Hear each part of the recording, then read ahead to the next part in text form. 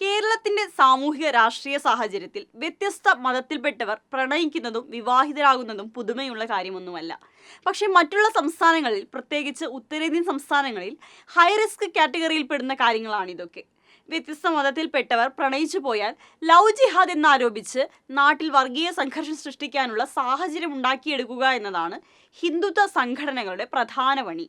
വ്യത്യസ്ത മതത്തിൽപ്പെട്ട ജാർഖണ്ഡ് സ്വദേശികൾ വിവാഹിതരാകാൻ ഓടിയെത്തിയത് നമ്മുടെ കൊച്ചു കേരളത്തിലാണ്. ജാർഖണ്ഡ് ചിത്തപൂർ സ്വദേശികളായ മുഹമ്മദ് ഗാലിബും ആശാവർമ്മയുമാണ് കഴിഞ്ഞ ദിവസം കായംകുളത്തെത്തി വിവാഹിതരായത്.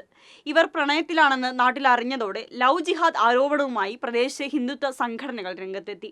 പ്രശ്നം വർഗീയ സംഘർഷത്തിലേക്ക് നീങ്ങിയതോടെയാണ് ഇവർ നാട് വിട്ടത്. UAE-യിൽ എഞ്ചിനീയറാണ് മുഹമ്മദ് ഗാലിബ്.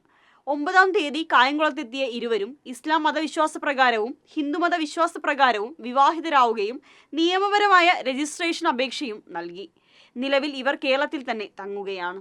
ഇവർക്ക് എല്ലാ സംരക്ഷണവും നൽകുമെന്ന് DYFI അറിയിച്ചിട്ടുണ്ട്. മറ്റെല്ലാ കാര്യങ്ങളിൽ നിന്ന പോലെ മാനുഷിക മൂല്യങ്ങൾക്ക് വില കൽപ്പിക്കുന്നതിൽ കേരളം ലോകത്തിന് മാതൃകയാണെന്ന് വീണ്ടും തെളിയിച്ചിരിക്കുകയാണ്.